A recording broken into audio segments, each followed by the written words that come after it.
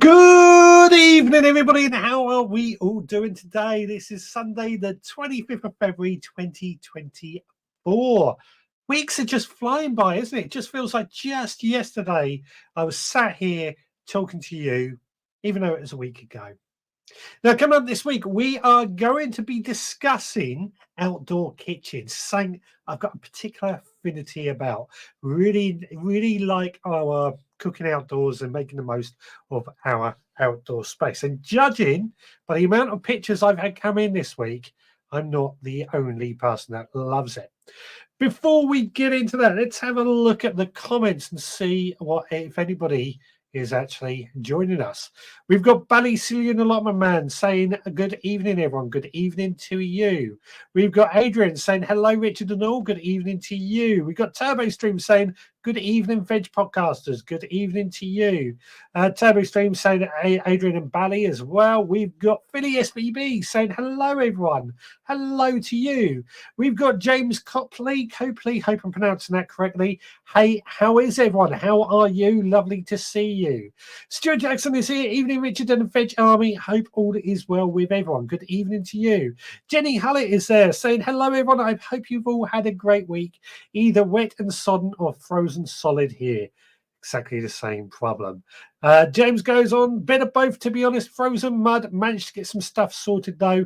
Anyone started tomatoes yet? I've started my tomatoes, but it is a little bit early. What else have we got? Scott is joining us, of course. This is going to be right up Scott's street, what we're talking about tonight. Anna Jones, evening gardeners, good evening to you. David Williams says hi all, good evening to you. Kate is there saying good evening, Veg Army, good evening to you. Jenny says no tomatoes sown yet, but probably start by next week. Steak tomatoes first, salad a week later, and then cherries. Spreading the load and giving the big ones more growing time. Indeed. Highgrave Gas is there. Evening all. Hope everyone is well and hope you've had a good week gardening. Good evening to you. Digwell, good day, Cobbers. How are you going? Good evening in Australian. He's trying to add a bit of culture to the show each week, isn't he? Would it work? That's a good question. Rebecca is there. Evening all. Been a lovely gardening weekend. It has, hasn't it? It has been. I've got lots to talk about tonight, actually. Idaho is there saying hello, Richard and everyone. Good evening to you. Adrian, oh, no, Graham Arnold says, evening, everyone. Hope you are all well. Hope you are well too. Nigel is there, of course, saying hello all. Good evening to you. Chili Phil, good evening all from the Phillies, sat listening while potting on our chilies. What chilies are you potting on? This sounds very, very interesting. My dad is out there, of course. Good evening to you. Bethan is there as well, saying evening all. Lovely to see you the other day. Nicola, evening, Richard, with what rain and hail here. Yeah, down in Cornwall, blah, blah, blah. Turbo Stream, only 2 visits to the plot this week. It's completely saturated again. I managed to walk there yesterday without having a heart attack. Still a bit wheezy, so I've made some chicken carcass broth. Hope you're getting better. Hope you're getting better soon. So what we're going to be talking about tonight, outdoor kitchens. This is a particular favourite subject of mine. I love cooking outdoors. On my allotment, what I used to do, I used to set up, I have a big smoker barbecue. I've still got it, but I used to set that up. I would be smoking some garlic or some pork loin or anything like that, and I would just have that slow cooking while I went on and did a bit of work on my allotment. Unfortunately, it got banned. We're not allowed any barbecues or any cooking stuff on the allotment anymore. Even the old gas canisters are banned. But back at home, I do have a really big barbecue. I've got about 7 barbecues in total. I do like my barbecues.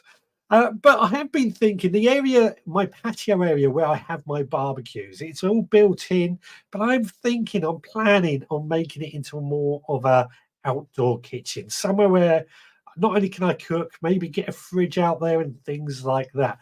Perhaps I'm going a bit too elaborate, but I thought let's get this started. First of all, what do you have on your allotment? I went down to the allotment yesterday and I took with me a flask of coffee because, of course, that's all we are allowed.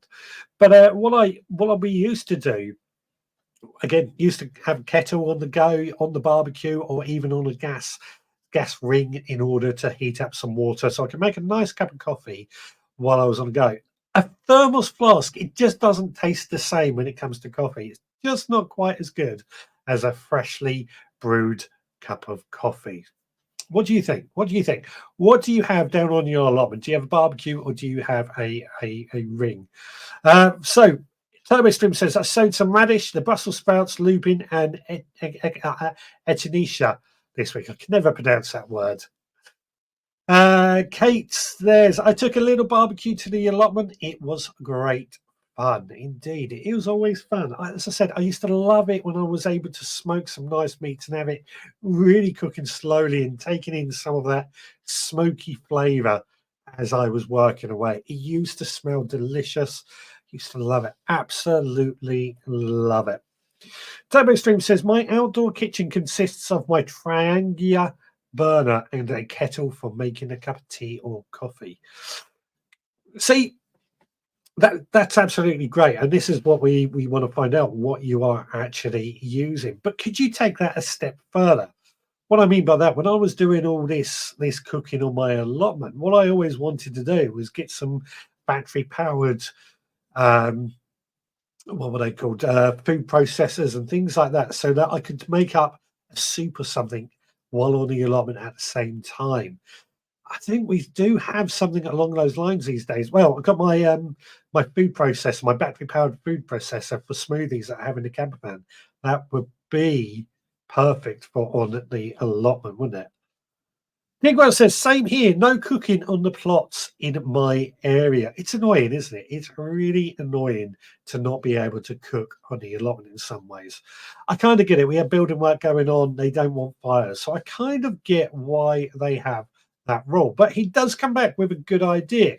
Get a power bank and boil a kettle on the plot. How big a power bank would you need, though? It must need a huge battery to power a kettle. A kettle is quite a high-powered piece of kit. I used to have a 12-volt one that I had in the van, but I don't know what happened to that anymore. And Turbo Stream says, I'm not sure on the rules on cooking on our plot. However, they have a gas stove in the communal room for the AGM, so they can't be realistically stopping me from boiling water. Absolutely. Absolutely. But he goes on to say, I'm not aware of anyone who cooks on the allotment, though. Of course, of course. Now, when you are on the allotment, something that, again, I used to find is that we wanted decent cups on the allotment or decent um, plates and things like that as well. And this brings me into the cup that I used to have on the allotment. One of these tin cups. I love these tin cups. Great on the allotment. You can effectively put them straight onto the barbecue anyway, and the heat would boil the water inside the tin. But more importantly, what I found with these is when they were on the allotment, if they got knocked over or anything like that, they don't break. Nice and easy. They keep the liquid warm, and they are perfect. Now, because this is going to be one of those days, I've actually got some apple juice with me that I'm going to drink along out of that cup tonight while I am chatting. This actually, I was at a press event on Tuesday. Some of you guys were there as well, and this was one of the a nursery. Sorry, they were giving away these bottles of apple juice. Frank P. Matthews is the name of the nursery. Interesting stuff coming up from them. So I'm going to be intrigued to see what this tastes like. Just pouring out a glass and we'll go. Jenny says, I have a little stove. You can use liquid fuel, but I will use twigs, etc. I have two small camping saucepans suitable for flame cooking, one for coffee and one for lunch. Interesting. One of the things that I've recently got actually on that note, my wife for Christmas, I haven't used it yet. I'm going to use it this week. It's a little 12-volt cooker. It more reheats food that you put inside it. It's like a little travel lunchbox. Plugs into the cigarette lighter and it's meant to warm up lunch as we go. Just going to give this apple juice a bit of a swig and see how it tastes. Well, that's nice. That is nice. Fresh apple juice. Cannot beat it. Toby Stream says a reasonable power bank is about 250 quid these days. With a travel kettle, that should boil a few cups. And Digwell goes on to say you can buy a small 1 or 2 cup kettle that only need 500 watt. My EcoFlow power bank is 600 watts. Yeah, that's definitely something to look at. Definitely something to look at. And it's something gives you something to think about. It would be good in a camper van as well, of course. Nicholas says, I have a standard barbecue, but I also have a French enamel little stove. Sounds interesting. Sounds very interesting. Jenny says, supermarket seasonal aisle are starting to stock camping equipment like the enamel cups, plates, etc. I'm looking for some mess tins. Perfect for the plot. Gotta admit, yeah, mess tin.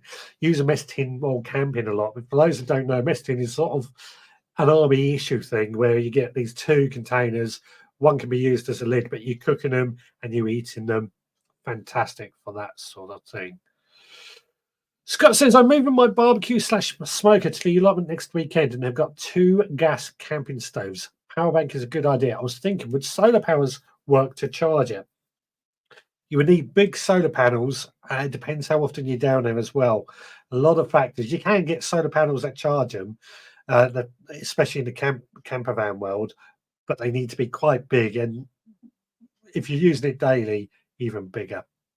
Nicholas says, I love a converted wood burner or Arga in the garden or a vintage range. Well, that's where we're going to head down to next, what we have at home in a moment. But Digwell then says, I have a big portable solar power for mine. Never had to charge it from the mains. There we go. So solar does work. I'm liking this. I'm liking this a lot. Stream says, I used to use a gas canister, but soon moved to meths burner. Much cheaper, and meths is available everywhere. Plus, it's nice to relax while it boils silently. I will get my words out tonight. I will. Stuart Jackson says, Kenny kettles are the best thing for making a hot drink in minutes. Use them all the time at school. Yeah, we got a few photos of the Kenny kettles. I think I'll go through these comments and then we'll get into those. Nicholas says, make coffee on site so coffee stays fresh rather than made at home. Just put water in a flask. Good point, actually. I didn't think of that. I could have done that. It does make a lot. Yeah, fill the flask up with hot water from home, boil the kettle, fill it up, and then just make the coffee on site. Good idea. Good idea. Love my camping stoves. Me too. I've got so many of them. I'm no good at knowing the wattage, etc., and price is high, but there are some great solar power battery pack. Hugh Richards and Liz Zorab use them. Indeed, yeah. I can't say I've seen the ones that they're using, but I agree. They are some great options out there at the moment. Digwell says, and it smells like talking about the meths. Richard Golden's joined. Hello all, good evening to you. We're talking about outdoor kitchens. Turbo Stream, that apple juice is cider. No wonder you can't talk proper. I'm on call, so I can't drink. This is pure fresh cider. Pure fresh apple juice. Delicious. Absolutely delicious. Right, let's have a quick look at the photos that you guys, or some of you guys, have been posting about what you use for cooking, either at home or on your allotment. So Steve, aka Digwell, he has this kettle barbecue, charcoal powered, of course, that he cooks a lot of things on. As you can see, sausages, burger, sweet corn on the go there. This is obviously at home because he can't cook, but he also has this induction hive. Induction hive. Let me get my words out. Induction stove. It's been a long day. Induction stoves are becoming more and more common, and they're not too badly priced. And you've got to have the correct pans for them, of course, but they are good. They are good. They seem to be quite energy efficient as well. Does that work off your EcoFlow power bank, though, Steve? I'm going to get my words out at the same time. I really like this. This came from Scott. It's a Japanese ceramic clay grill. It looks pretty compact. Again, charcoal powered, but cooking steaks and things on it, it looks ideal. As soon as I saw this, I went straight to the Nowaki website to see if they sold any, and I couldn't see any of them. He also shares this Swedish log, which is something I've seen people use quite often. You basically take a log and you split it in the middle, start the fire in the middle, but use it, tie it round to keep it together or something. I've seen it many times before. Very popular way, and you would just put a pan on top of that and see what happens, and it should cook. Kelly kettles. Chili Phil has these Kelly kettles as well. 2 of them on the go. What you basically do, you fill, I can't remember, the outer thing up with water. You have a fire going in the center, and the water basically creates a blanket around the fire and warms up and gets hot. They're very, very popular. I've seen them many, many times. I should really get myself one day. Yeah, Kelly kettle is a great use. John also has a Kelly kettle like this one that he clearly uses on the allotment as well. Fantastic piece of kit. But he also has this rocket stove. This is something we haven't mentioned. A rocket stove. These are meant to burn fuel very, very fast, but very, very hot. So they heat things up very, very quickly. They're very efficient, from what I understand. And as you can see in this photo, the wood, the fire would be on the bottom. And if you look at the top, there's a support for putting a pan. So it works fantastically well.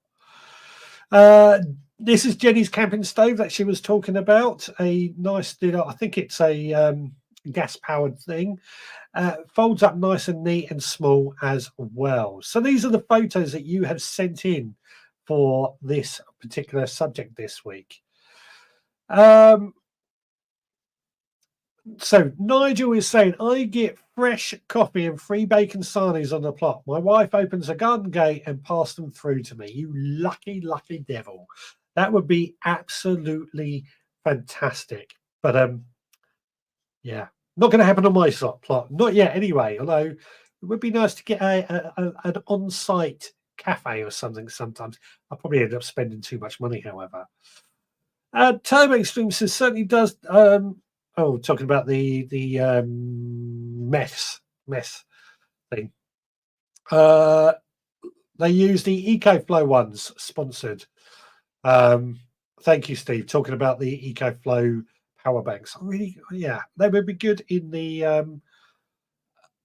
camper van as well. Pure fresh what? Yeah, I was stumbling with my words a little bit. I still am stumbling. This nearly said it again. This apple juice is really, really nice. I don't know if you were there on Tuesday at the Garden Press event.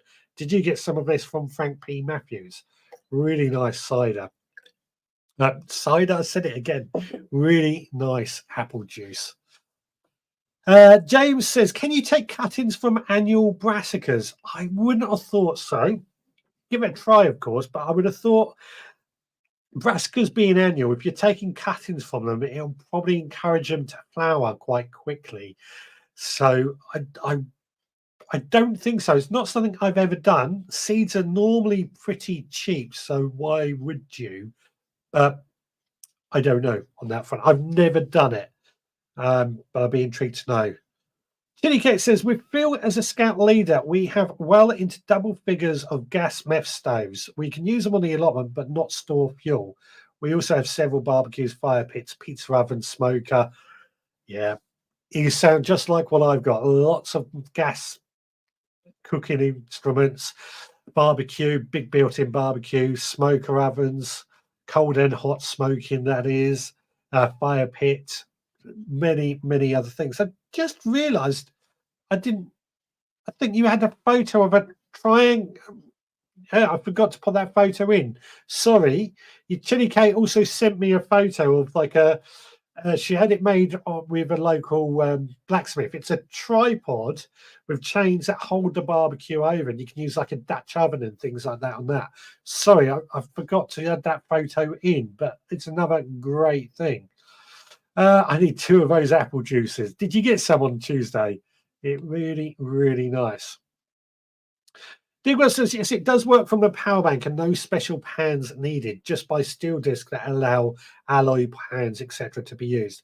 I say special pans. it is more, not all pans will work on an induction stove. That's what I mean.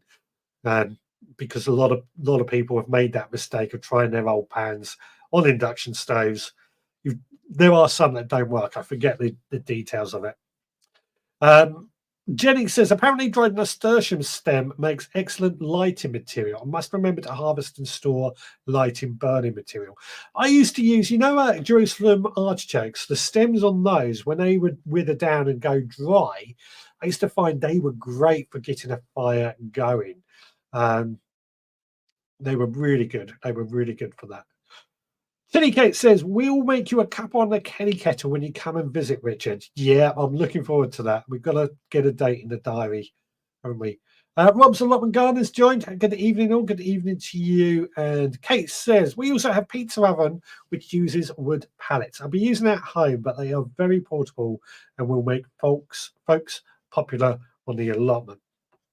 Fantastic. Now, pizza oven is actually something I do want to talk about. Now, I'm going to move away from the allotment, because I get the impression we got the idea with the allotment. It's a very much what we've got. But let's move to our homes. Let's see what we've got in our homes. Now, for me, I've got a large built-in barbecue. The person who we bought the house of, he built it. It's right on the border of the property, bordering our neighbours. It is big. The actual barbecue itself, I mean, it's brick. It's got a top over it with a little chimney on top, so the smoke goes up. But what he's actually used for the barbecue, where you would pot the fire and everything, is an old sink. It actually works quite well, I've got to say. We do want to knock it down at some point, along with our summer house. But that's a whole other story. But I couldn't be without a barbecue, of course, if we do knock it down. I do want to either build another barbecue with a pizza oven as well, or things like that. But again, on Tuesday, I was looking at some of the options that they had. And there was this particular pizza oven that I saw. And what it does, I think it was gas or electric, so it didn't have the charcoal option. But you put your pizza in the middle, and it actually has a little motor that turns the stone around, so the pizza is turning at the same time, which I thought was just a nice little touch as well. I had a nice chat with those. A lot of good stuff there. Got a lot of good stuff going on. Stuart Jackson says you can buy a plate for induction hobs, so you can use any pans. They're about £10. Did not know that. There we go. There we go. And Digwell says induction hobs needs pans made of steel, stainless steel, etc., or have steel insert in the base of the pans. Most modern pans do. Yeah. It's true. There's just some pans that don't work on induction hobs, because I know this from work when we've installed them in kitchens. The chefs came along. These are school kitchens we've installed them in. The chefs came on with their old pans, and they've not worked. So just bear in mind. Wop says we have a dedicated barbecue area on our allotment. Not allowed barbecue on our plots. That's a good idea. That is a very good idea. A dedicated barbecue area where everybody could barbecue. We have that on the beach. Thinking about it, we have on our beach. We have built-in barbecues for people to barbecue when they're down using the beach, of course. So, and that's run by the council, but the council looks after it. Why have they banned it on the allotment but not on the beach? I'm going to have a moan about that. A lot mental says I cook potatoes in foil, and that's about it. Hey, if it works, it works. I'm gonna admit that's an old camping trick, isn't it? Wrap a potato in foil, pot it in the embers, let it cook, forget about it almost, and let it cook until done. Digwell says if you buy a perfectly flat one with no dimples, etc., then you can use it as a hot plate. Good for crepes. Yummy. Scott says you can do a magnet test for pans to see if they will work for induction. Indeed, you can. Yeah. Stuart says I love to cook over my fire pit at home. I seem to get better heat than I do with my barbecue. Nothing better than food cooked outside. I completely agree. There is nothing better than food cooked outside. It's one of those little pleasures that we have in our lives, isn't it? I think that's why we love barbecue so much. Oh, I'm craving a barbecue now. Scott says we upgraded our work kitchen to induction and had to replace a fair few plans. Yeah, it happens quite often, believe it or not. Hargrave says we in the garden have a gas barbecue you can wheel around a bit and an Uni portable pizza oven. Fantastic. I liked on that note, there was the big eggs, the big sort of ceramic um, barbecues. I think they're charcoal or gas. They always look like tandoori ovens. I think you can use them as tandoori ovens as well, and they can be wheeled around. We saw those. We loved them. I think we saw them at the Ideal Home Show. Loved them, but they were so expensive that we couldn't justify buying it. Might change our mind in the future. We'll see what happens. Bethan says, no, I didn't get any apple juice, but Mike managed to wrangle some ginger and chili beer from a guy who was only doing drinks and crisps opposite the empathy store. Yes, I got a bottle of Coke off him. I felt a bit sorry for him. It was the wrong place for it. I know not everybody, there's a bit of conversation. I keep referring back to the garden press event on Tuesday, which is a garden media event, basically. So if I keep referring back to that's what we were looking at. Jenny says, does anyone store ingredients outside, either on their plot or in the garden shed? I'm going to store vegetable powder, pasta, etc. in old jam jars, free and rodent proof. I think that will work. This is actually a very good question. This is what started this conversation off. Is what ingredients do you keep on your allotment or at home as well in your outdoor kitchen? So on my allotment, when we were allowed, I used to keep in an old metal biscuit tin sachets of coffee. I think we would have herbs as well, such as salt, pepper, dried rosemary or oregano and things like that. Bit of garlic chips and things like that as well. I can see the jam jars working, but what I would say is you do need to check on them quite regularly and just make sure that they are okay. The Digwell says beaches don't catch fire. That is true, but this is the crazy story because I was referring to the barbecues on the beach. So the barbecues are in this sort of green field play area car park. And alongside that was a pub, and that caught fire last year. It's a Harvester pub. Went up in smoke. That was not due to the barbecues, but it did catch fire. And it's only, I don't know, 20 meters away from the barbecue. So, or one of the barbecues. So you're right, but there's more to it. Scott says he loves the jacket potatoes in foil. Indeed, indeed. And Rob says we used to throw potatoes wrapped in foil on the bonfire when we was kids. Absolutely, absolutely. Now we're made it over on the Facebook group. Hello all. We have a communal area with barbecue that is next to my plot. We can cook what we like on our site, which is fortunate. This talk has inspired me to build a small barbecue ready for the summer, says Amanda. Absolutely. Absolutely. There's some fantastic barbecues out there. There's some fantastic ways to make your own barbecue. I really want an entire outdoor kitchen in my garden, though.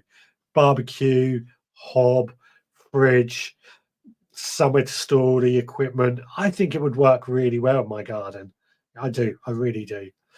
Digwell says, I seldom cook indoors from spring onwards. I'm with you on that. I'm with you on that. The only trouble I do have is if our neighbours have got their clothes hanging on the washing. You do have to be a bit considerate, don't you, sometimes? Nicholas says, midges is a problem for me in the garden later in the year for cooking outside in the early evening. Yeah, midges can be a problem, but extra protein is the way you could look at it in some ways. Digwell says Aldi made an imitation green egg commando ceramic BBQ now and again. They sell out in hours. Yeah, a lot of them do. There are some cheaper ones out there. But I kind of feel if you're going to make that investment, you've got to go all in on it, haven't you? Make it really worthwhile. Jenny says a tin for coffee was my first plot purchase. Absolutely. Stuart says banana with chocolate wrapped in foil or orange hideout filled with chocolate cake mix. Yum yum. Yeah, I used to do that at Scouts as well and school. Delicious. Oh, delicious. Now, Nicholas says, don't forget your sink, Richard. Yes, if I was to build my outdoor kitchen, I would also include a sink. But however, that does remind me of a piece of kit I do have. It's made by Outside Gang. I've had it for a number of years. And it's got several uses, really. It can be used as a sink.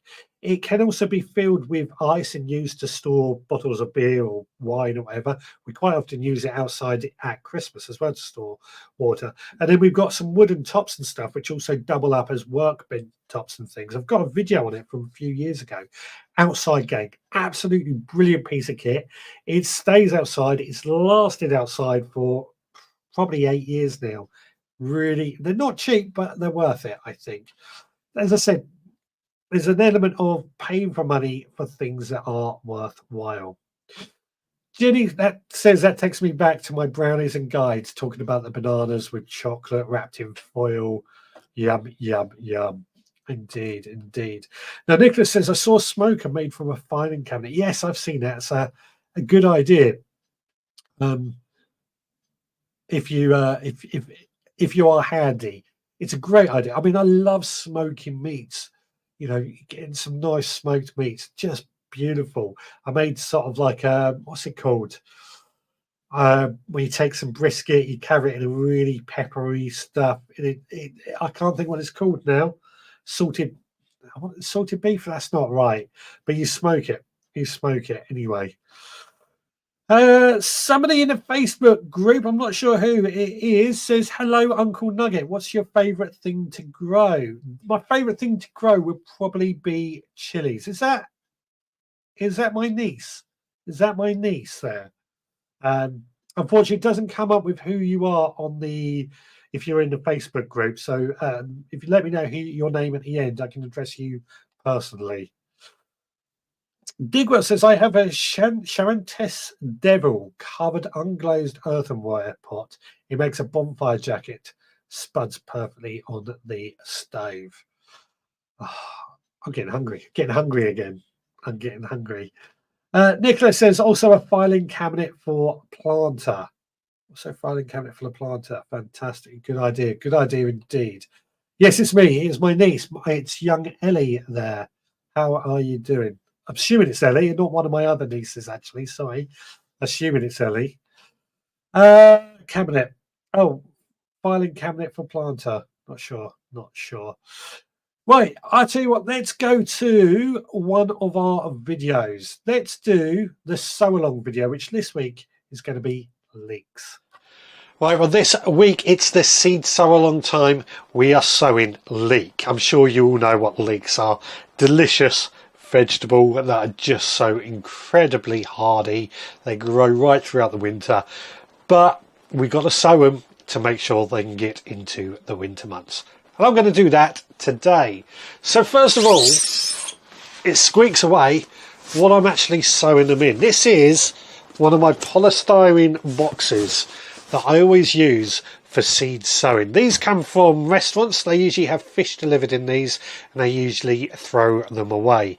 I've got quite a few of these, and these are so easy to use. They add a bit of insulation to keep them a little bit warmer, and then we place over a bit of glass perspex on top just to hold in some moisture. That's coming up in just a moment. But if you look inside, I've put in about 15 centimeters of multi-purpose compost. Nothing special about that. And what we're going to do now is sow the seeds. So let me show you what we do for this. So as I said, we've already got multi-purpose compost in here. I'm just putting on my gloves as well. Now, this is just a standard multi-purpose compost. Nothing special about it, but just something to use.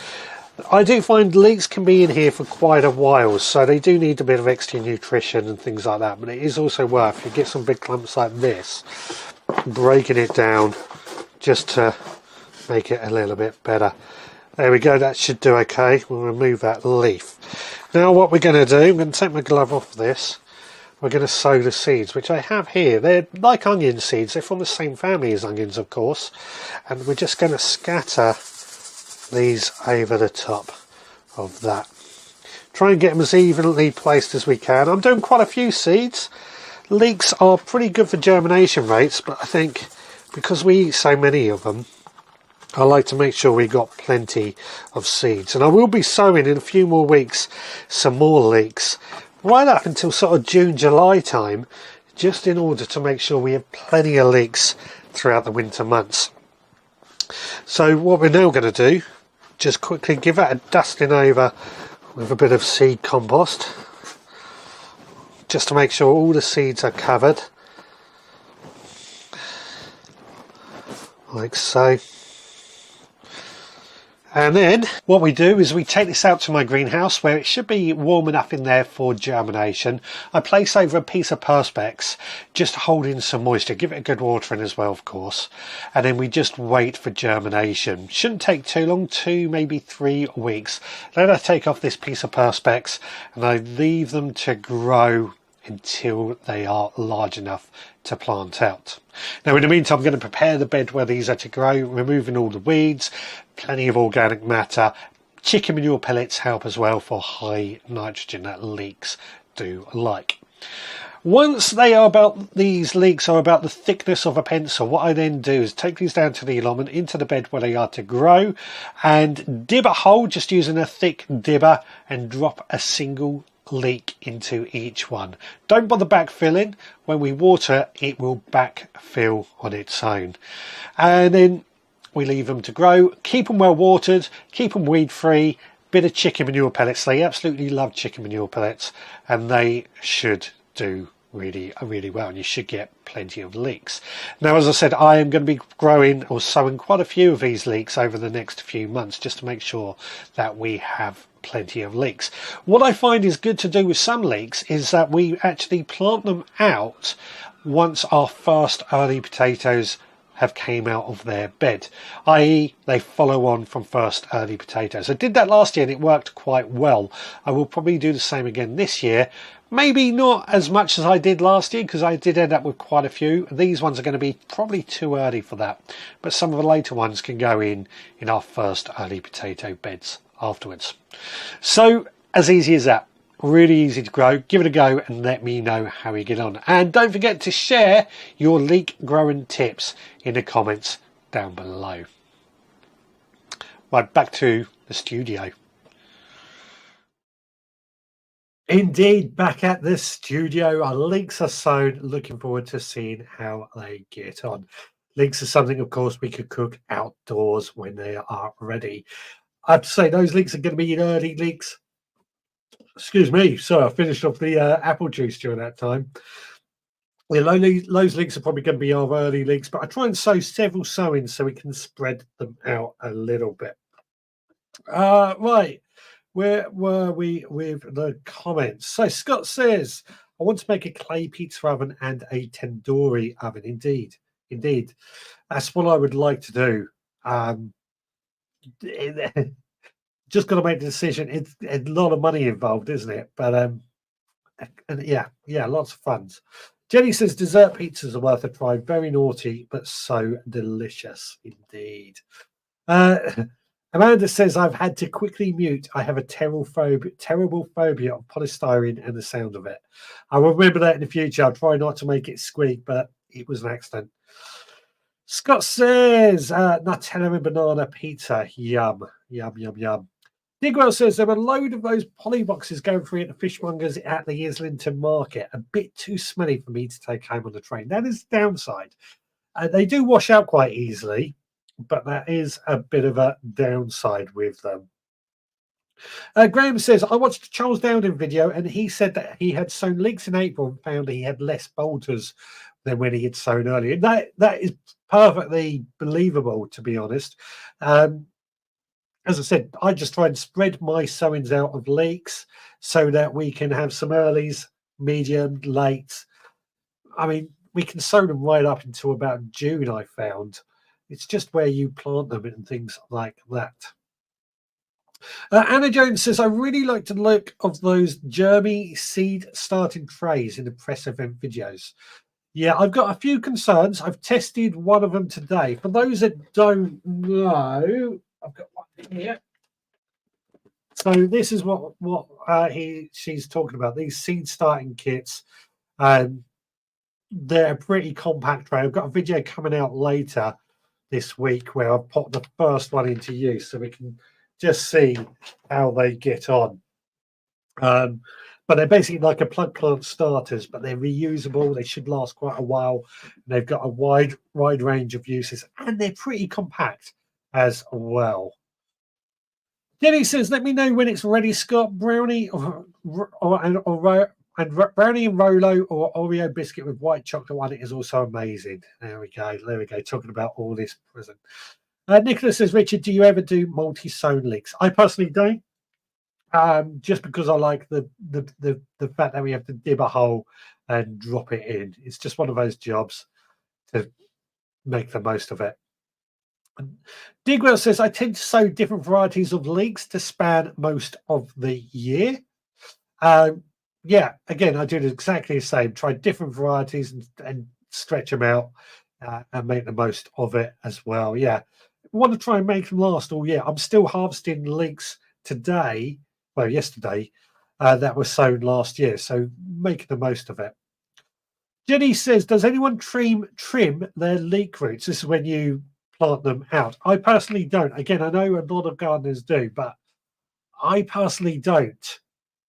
Again, to me, it just seems a bit unnecessary, and I don't think it's beneficial to the plant in some ways. But I could be wrong. Digwell says, "Not me," to Jenny. Talking, I think that's about trimming the leek roots, or yeah, I think that's what it's about. And Kate says, "Oh my goodness, Amanda, me too. I thought I was the only one that couldn't handle the sound or feel of polystyrene." Nigel says, "I do 2 sowings of leeks, February and June. The second sowing, it usually missed the second batch of allium leaf minor." There you go. It's a very, very good point. As I said as well, I always try and sow in quite a few, but I love leeks. I grow lots of leeks. I really, really do. So, but yeah, second sowing in June usually misses the second batch of allium leaf minor. It's easy, isn't it? These little things to avoid the pests that you may have. Oh, Jenny's question about trimming roots. Rob says, "I have done, but never seen any benefit." Yeah, I feel the same. And Jenny says, "Thank you, guys. I've never, but I shan't bother trying. No point adding jobs to the list. Keep it simple is my motto." And that's certainly what I try and do. Stuart Jackson says, "I was once told to trim top and bottom of your leeks when planting out." A lot of people do advise it. I personally don't. It just seems like a bit unnecessary work. But Nigel says, "I trim leek roots as they go into the hole easier. Also trim the tops to reduce windrock." Yeah, again, these are all problems I don't necessarily suffer with, but it's one of those things we could experiment and see if it really makes a difference. For me personally, I've not noticed any difference, so I don't bother, and I try and make the most. Try and keep it simple. That's what I'm trying to get across. Now, one thing I do want to say to everybody, this is a bit of a something you might be interested in. We've been talking a bit about baking potatoes on the barbecue tonight. And if you are growing potatoes, this might also work if you're taking part in Digwell's single seed potato challenge. So I've been given some of this stuff, Rutilizer potato mist. It basically friendly bacteria on your potatoes. This is from a company called Andermatt garden.co.uk. They're based down in near Brighton, near to me. You get a tub of this stuff, you spray it on your seed potatoes, the friendly bacteria helps, and in tests that the company themselves have done, I haven't tested it myself, but I'm testing it this year in tests, and it's been backed with certain companies such as Tesco's and everything. It produces bigger and better potatoes.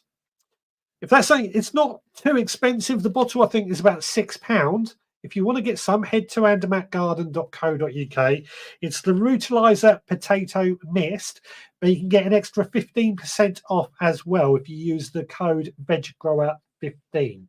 If you are interested in that, I'm trying it this year. As I say, I haven't independently tested it to see if it does work, but it's something we're doing this year. And I thought I'll throw that out to you and see if you are interested in it. Veg Grower 15. Digwell says, I spin the leek seedlings as it goes into the dibbed hole, so the roots almost go in easier.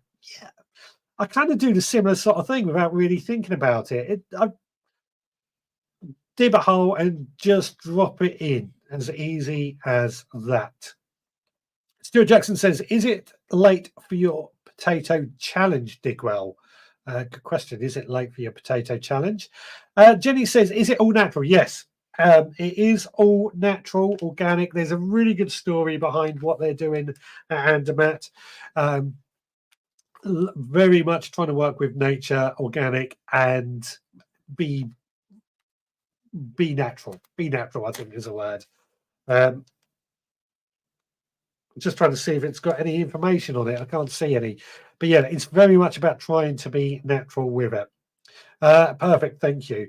They also do other natural stuff. I'm really interesting story going on there.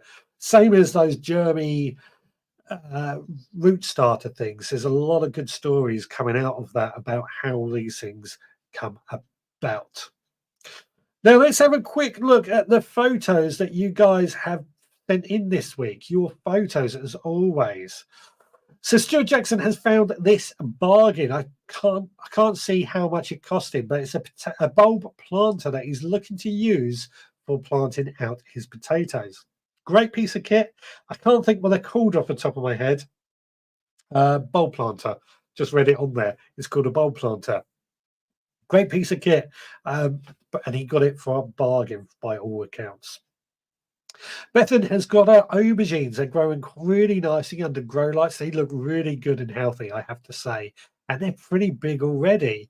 They're going to be off to a really, really good start. Must be warm in your house because mine are lagging behind because it's so cold.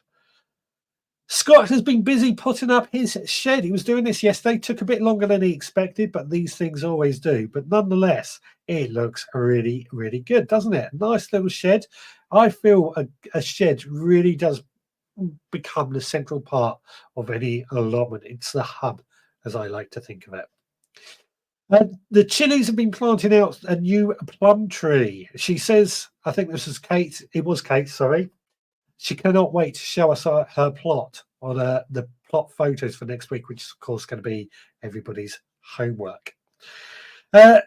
Steve, aka Digwell, this joke comes around every year, and it's so true. Spring is just around the corner. Cannot wait. It literally is just around the corner, isn't it? On Friday, we come into spring, depending on which chart you use.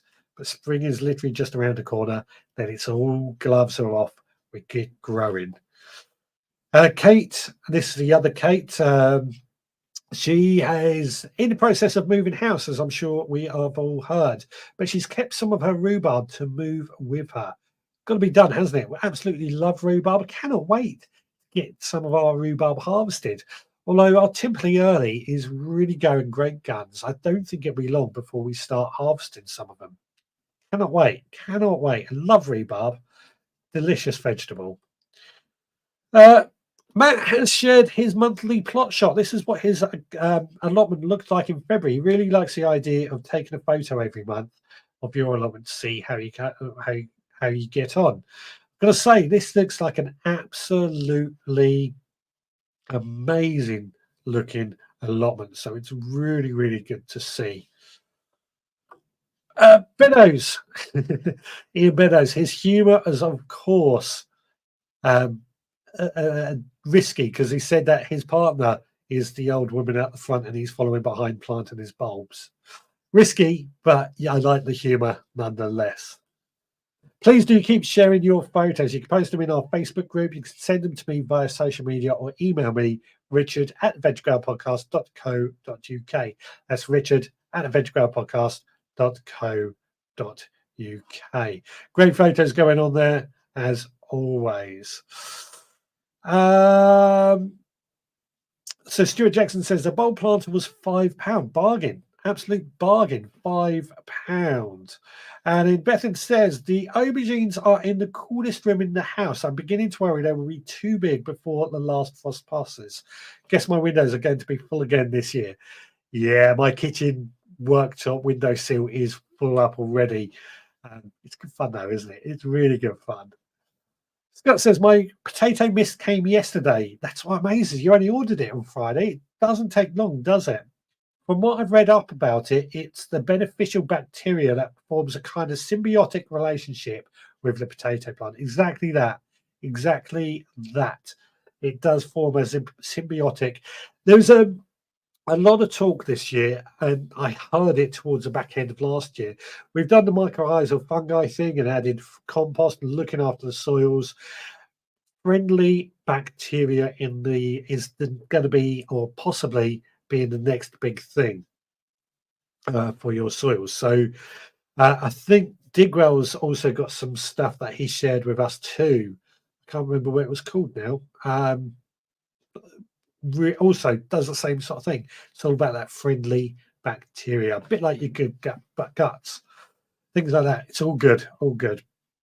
Digwell says, great looking plot mat. And Idaho says, I love the cartoon. Yeah, did make me chuckle. Did make me chuckle. Speaking of it, Ed Beddoes, he's watching in the background. Lovely to see you, Ian. Did love your comedy stint there. Greg says, can't wait for spring. Not done a thing on the allotment this year. I've sown some onion seeds this week indoors, so at least I've started. Chili sown 3 weeks ago. All need potting on. Absolutely, yeah. It all needs. It's all that fun is going on, isn't it? That just needs to warm up a little and be dry. I want it to stop raining. That's all we need. Just a little bit less rain, and we will be sorted. Super soil was the stuff I was thinking of that Digwell has as well. Again, it's all about that friendly bacteria. The next big thing. Turbo Stream says, I'm back. Another blooming phone call. Wondered where you were gone, buddy. Yeah. Hope everything is okay. Oh, right. Lots still going on, isn't there, today? At this point, I should actually ask you, because I forgot to do this last week and I got a telling off. Please do give us a like. Please do give us a thumbs up. Please do give us a follow. Please do give us a subscribe. And please do click the notifications so that you know when we go live. I forgot to say last week, I had an email from both Facebook and YouTube telling me off for not saying it. So I'm remembering this week. Please do that. It's always good to see. Stuart Jackson says, nice to see your freebies behind you. Hope they are paying you. Yeah, we got a few items. There's a lot of things in the pipe work. I'll put it like that. I don't want to say anything until everything comes to fruition. But if you are a supporter club, there may be more discounts in the pipe work for some really good stuff coming up. Won't say any more than that just yet. Dude,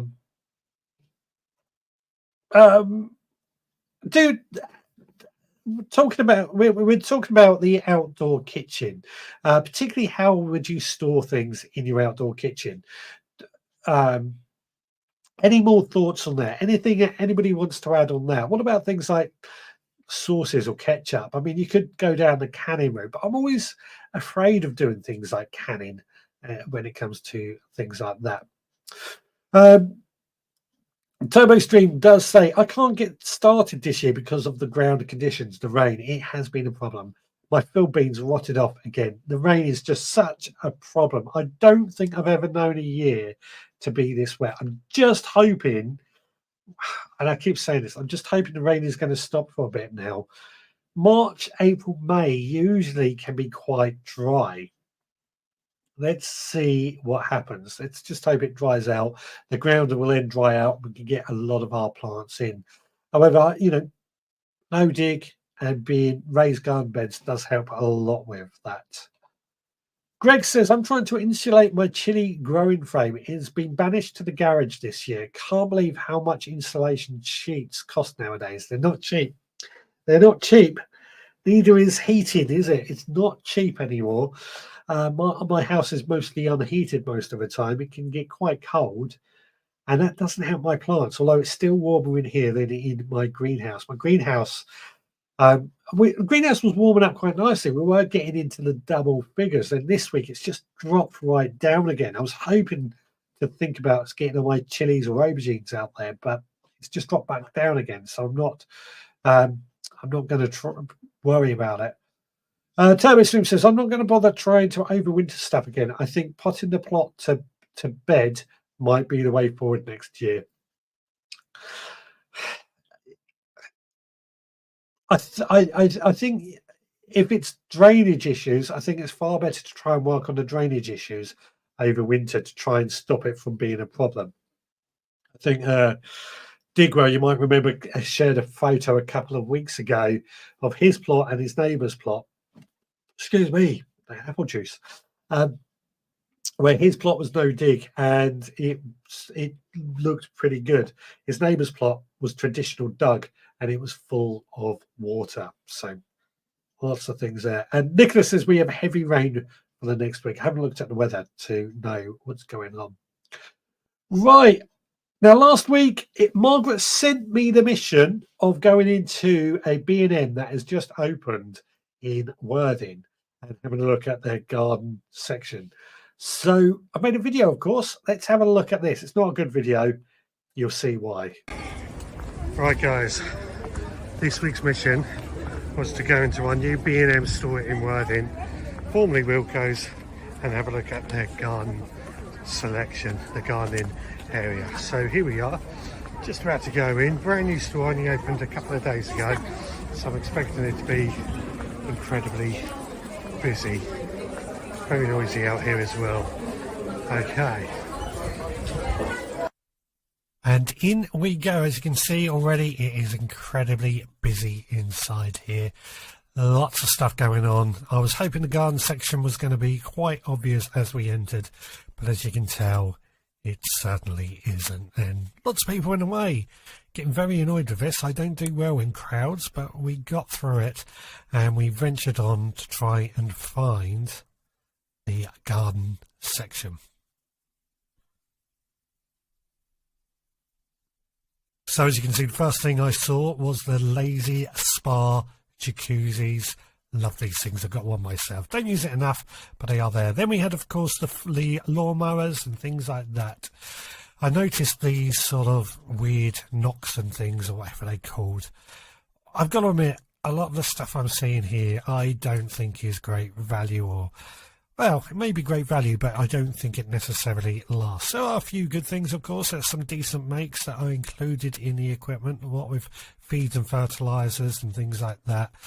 Of course, somebody's put the trolley in a way, a member of staff, right where you want to get to things, which, you know, busy day, that makes a lot of sense.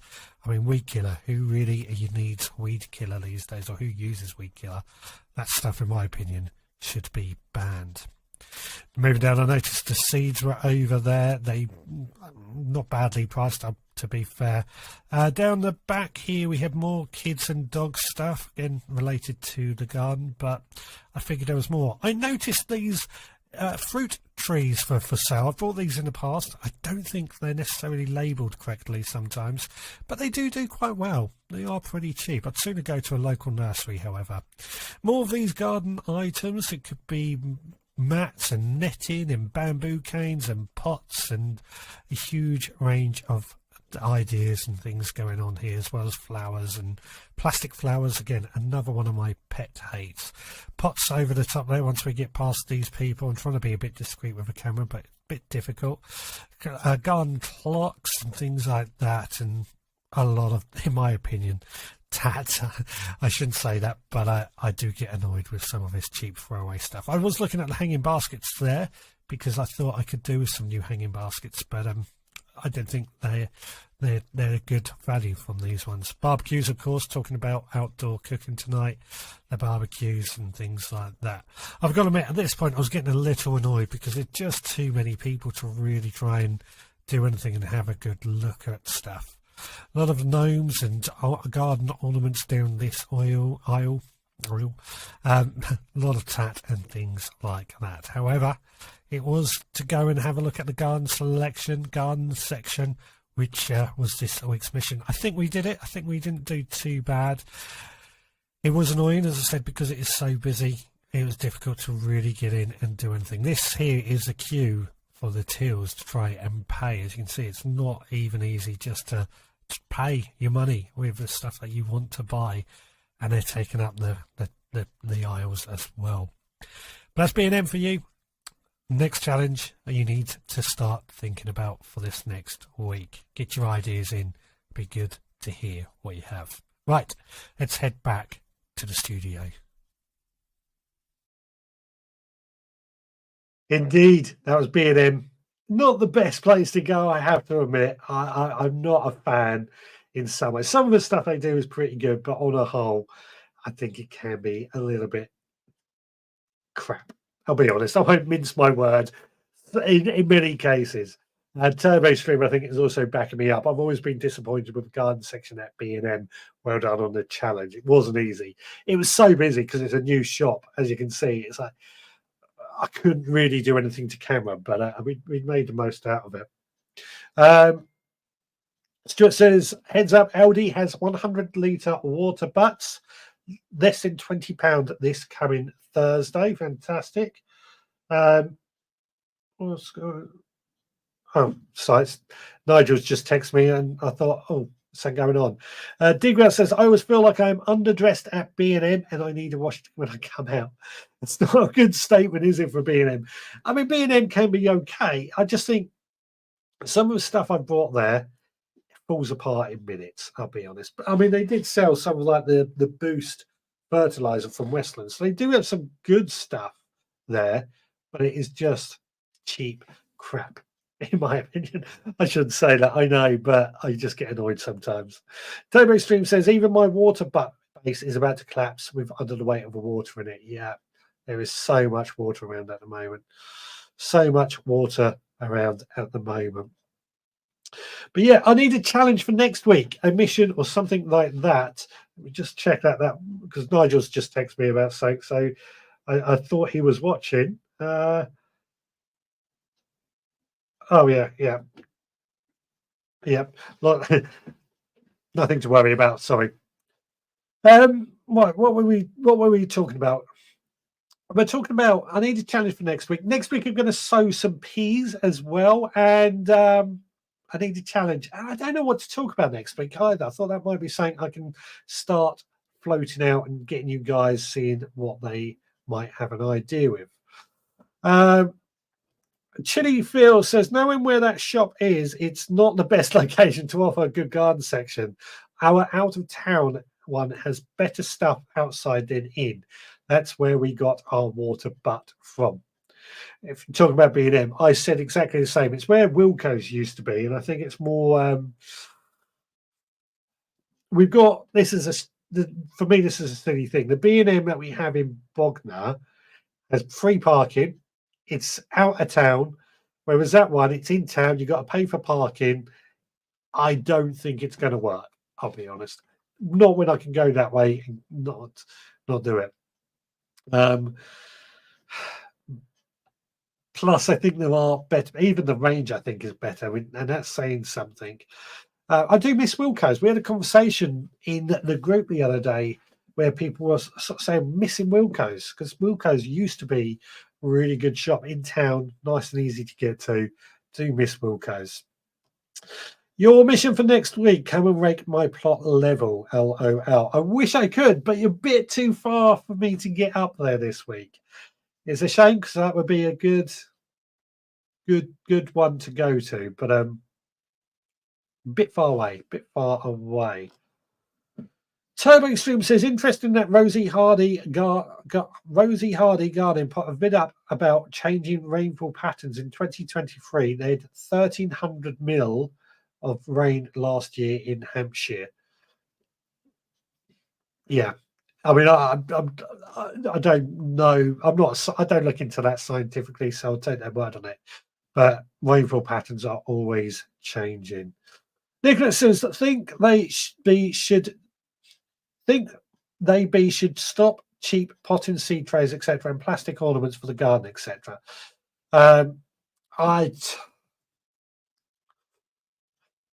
It's a very difficult one. Gardening, I think, needs to be affordable for everybody.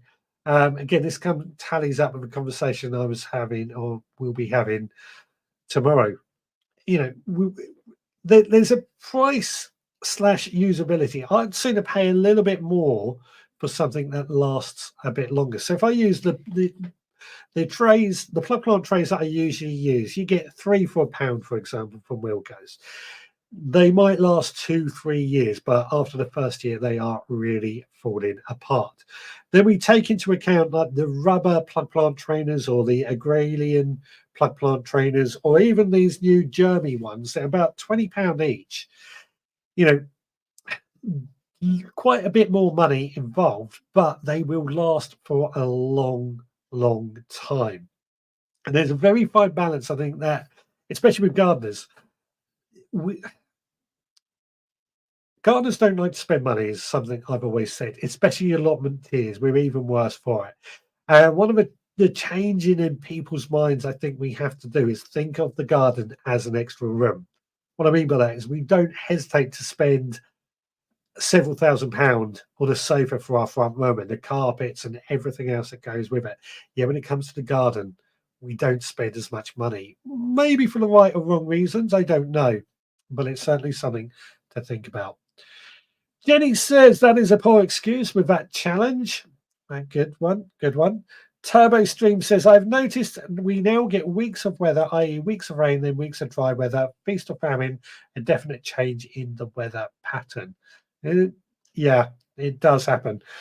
Amanda says, I'd love to hear more about how people keep their beds full all year round, Richard. At the moment, I'm direct sowing things that will grow quickly and be out the ground ready for May, June. But I would love to hear how people keep on top of this year round. That could be a subject for next week. Yes, so particularly with the hungry gap that we are entering, where there is less fresh food available, how do you keep food coming in all year round? I like this. That is what we're going to discuss next week. That's definitely answered that. Beto says, challenge rebuilding model railway. So can you find me an items for an allotment so it can be easily recognised as such? Okay, you want me to give you a sort of make an allotment for your model railway. Model for your allotment railway. That can be something I can do. Somehow. If everybody agrees with that, that seems like a good challenge. Nigel says, I'm gradually replacing my Wilco pots and sail trays with tougher plastic one. They will last for years. Absolutely. Absolutely. This is my point. I like the ones that last for years, but they are expensive. And there's got to be a bit of, I guess, the cheap ones I would buy in the beginning to get started and then gradually replace them, a bit like what Nigel was doing. And I think that's the way forward. But that's just me. Digwell says, as I said to many of the exhibitors at the GPE, plastic is not the enemy. Agreed. I've always said this. It's the end user who is guilty, how it's disposed of. So many items that were there made from recycled plastic. Yeah, plastic is not the enemy. Plastic is a good material. It's the disposal of it where it becomes a problem. Unless we're talking about microplastics, of course, you know, those microbeads and things like that, that cannot, or just too small to be picked up on. I do think that is a bit of a problem. But yeah, disposal of the plastics is the problem. Joe Jackson says the price of root trainers and multi-trays is too high. That's why I use paper pots and toilet roll middles. Yeah, I mean, that is a very good alternative, although then you've got to collect lots of toilet rolls and everything, which need space, etc., etc. Yeah. I mean, these are all the alternatives that we can go through as well. Jenny says, I meant that as a joke, reply to me being too far. Yes, sorry, I did. I knew it was a joke. Sorry. Yes. Sorry. Too many things going on at once. You know how it goes sometimes. Scott says, all year round food topic, good idea. How do you get food coming in all year round? Great subject, great subject. Stuart says, I have a gardening tool from my birthday cake. That would be about the right size for a train set. There we go. This is going to be fun. This is going to be a fun one. Try and find little bits for Ian Beddoes. What do we call it? What do we call it? Train set. Yeah, sounds fun. Kenny Phil says a great model railway shop near you, Richard. My dad goes there. They have all sorts of bits. I'm sure they'll have an allotment. Might have to pop in there. I'm gonna have to do a bit of investigation for this challenge, but I think it's going to be a lot of fun. Turbo Stream says, don't run out of steam on your railway challenge. Indeed, indeed. Nicholas says, Steve's Seaside Kitchen Garden Allotment has got all year round, all year growing down to a fine art. Indeed, indeed. And Stuart says, I will send you some pictures, Richards, for the, yeah, fantastic, fantastic. Right, I've got one more set of photos to go through. Now, these are the harvest photos, which is the feature we started doing a couple of weeks ago. We want to see what you're harvesting in this last week. You know, it's a great little thing to try and add. Now, this is Bethan. She's collected all this big basket of food. There's lots of stuff going on there that I can see. Looks a huge basket full as well. She's cleaned it up in the next photo. I can see there's parsnips, there's carrots, there's spinach, there's broccoli, there's purple sprouting broccoli, celeriac, there's a pumpkin. So much food there to think about. So this is definitely something that we're going to be discussing for next week as well. It's going to be very, very topical. Chilies harvest, yep. So they've harvested some leeks, some a parsnip, some sprouts, and some carrots. Again, this all tallies up with what we're talking about for next week. So this is really good to add to that. Now she's cleaned up the parsnip in this next photo, and so it says it's probably a good addition for the alternative veg grower show with wonky parsnip categories. I will be sorting it out pretty soon. Nigel's harvested all these carrots. That sweet candle is a variety, if I remember correctly. It looks absolutely beautiful and very, very tasty. She's also harvested these sprouts, which also look absolutely delicious.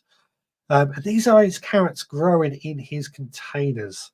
Again, tallies up with what we're talking about of all these things.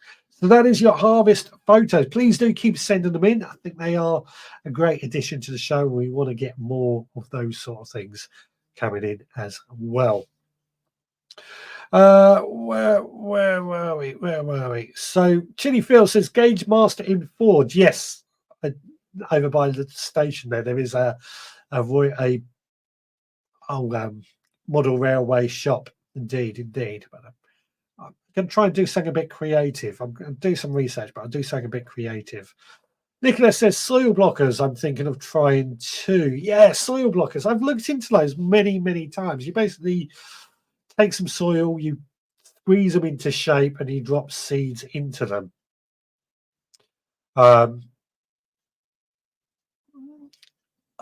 Yeah, I've seen them. I've thought about trying with them. They are expensive, and I've heard you've got to practice a bit to get the soil to stay in its block. It can be a little bit tricky.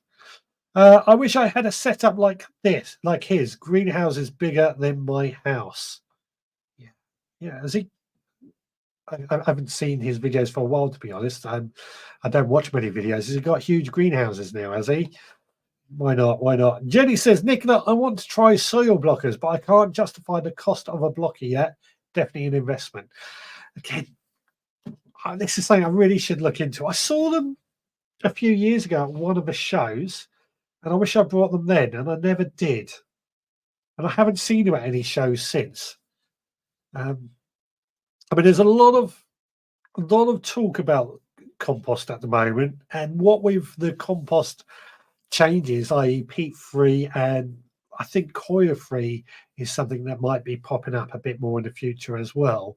Getting the right compost. And is it the mixture going to work the same every time? A lot of questions about it. A lot of questions I have about it.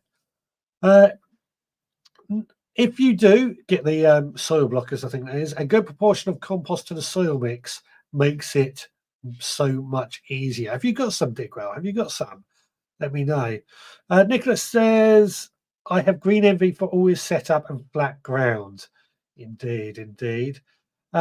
Me too. We chat often about it. Uh, Nigel says soil blockers are good provided you get the moisture content of the soil correct. Yeah, that's what I thought. It's saying about the mixing of the soil blockers that can make it a little bit tricky. But something to think about. It's definitely something to think about. As I said, with all these things that are popping up in the industry at the moment, there's a lot going on. Rob's Allotment Gun. I had one years ago and could not get on with it. Talking about these soil blockers. You know, these are what I'm getting really intrigued about. Again, as I said, at the garden press event I went to on Tuesday, these were the type of things that we were getting excited about seeing. For me, I don't know if anybody else has found this, but to me, it felt like there's a lot of new, interesting products on the pipeline at the moment that are going the way we sort of want. And things like those Jeremys I pulled up earlier are going the way I want. There's some interesting, intriguing things with those that could make our gardening so much easier. And those Jeremys being so reusable, they got a 10-year guarantee on them. They should last a very, very long time. And that's the sort of thing I'm getting excited about this year, as well as things like this potato mist. Veg Grower 15. I don't get anything for it, by the way, but Veg Grower 15, if you want to get some of this potato mist from Andermatt, I will do a post about it later on this week if you are interested in that. But a lot of good stuff going on there. What would say? Digwell says, talking about those soil blockers. I played with soil blockers, found no benefits, so stopped wasting my time. Good thought, good thinking. Stuart Jackson says, soil blockers. All the videos I've seen, the compost seem very wet. I've seen that as well, but I think you have to make them wet so that they actually last. So interesting.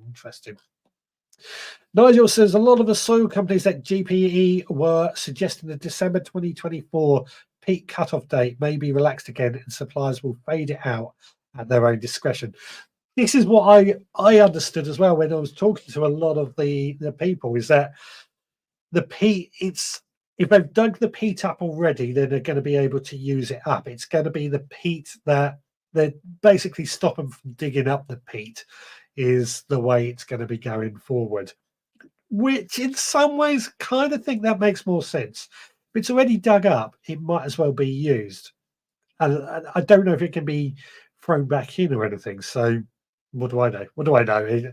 I guess. But to me, if it's already dug up, it might as well be used. I just feel sorry for all those garden centres that were selling off their peat-based compost last year cheap to get rid of it to make way for all the peat-free compost that now doesn't seem to be necessarily going that same way. There's so many things like that going on at the moment, isn't there, with our government? Won't get political tonight. Jenny says, I wonder if I can fashion together something to make my own soil blocks. There must be something I can come up with. I wondered the same. I did wonder the same. It's just a sort of press, isn't it? So you could squeeze it into... I've got an idea. So, a shot glass, for example. We take a shot glass. These are quite weak, so it's probably not a good example, but get a strong one. Fill it up with your soil and compost. Push it down so it's hard, and then turn it upside down. It might do something like that. It might come out. Just my thought. Yeah. Digwell says, don't start me on a misinfo about the peat ban again. Yeah, it's so messy. And as I said, a lot of people think now after the peat free is gone, it'll be coir free next, because some people don't like coir compost. And again, a lot of misinformation going on there too. Money Roots, UPVC square plastic drain pipe for soil blocker. Could work as well. I just came up with the other idea off the top of my head. I'm going to try that now. I'm going to have to try that with a shot glass. Jenny sort of says, I like the way Richard has a shot glass close to hand. It's what I use for measuring seeds out. So that's why it was close to hand. Yeah. Digwell says coil free was mentioned a few times. Indeed, it was. I tell you what, let's have a bit of a chat with those who were at Garden Press event on Tuesday. What was your overall impression of the show? What did you really like? What do you think? And then getting into the last 10 minutes. I know this is not going to be for what everybody who wasn't there is going to know what we're necessarily talking about, but these are going to be some of the items we're seeing in the future. One of the things that I really liked came from a company. Let me see if I can find it. It says on the hook. So it was a Shortcut is from Kenton Stowe is the series, but these are the correct. This is from the range, but what they do it is loppers or shears that have like a shock absorbers in the handles. So you know when you're cutting things with those, and you're going like that, you go a bit too hard, it just stops that jarring effect from happening. That was something I quite liked as well. Digwell says, good event, very sustainable orientated, talking about Garden Press event. I know this is quite specific, but it was a very good event this year. It's definitely got better than the last few years, I thought. But what with COVID and everything, it's not a surprise. So, yeah, I'm with you on that. Definitely. But I think sustainability is the trend at the moment. Everything is going to sustainability. Everything we do in this world is meant to be more sustainable. So we're just following that trend. Nigel says, Garden Press event, better than previous years, more sociable traders. Definitely many more sociable traders, a lot more engagement. There's still a few that weren't very engaging, but on a whole, most of them were really engaging. Bethans, I thought there was a definite push in sustainability and products that will rot down naturally after the initial use. Yeah. Compostable products. If it's not going to last for a long time, then it has to be compostable, was the sort of vibe I was getting. But what about products? What about new products that you were seeing at the event that got you excited and you think everybody else or anybody watching this is excited about? What was that? Nicholas says coir is a byproduct of coconut, so needs to be used somehow. Well, the argument with that, and you're right, it is a byproduct of coconuts, but where we are shipping it from Sri Lanka and stuff, surely they need it in Sri Lanka, and we have our own green waste material that we use here. That was the argument. That is the argument. Is it really necessary to travel it all that way? I'm not coming down on either side. That is the argument that I'm hearing. That's why I think it's going to be coir free next.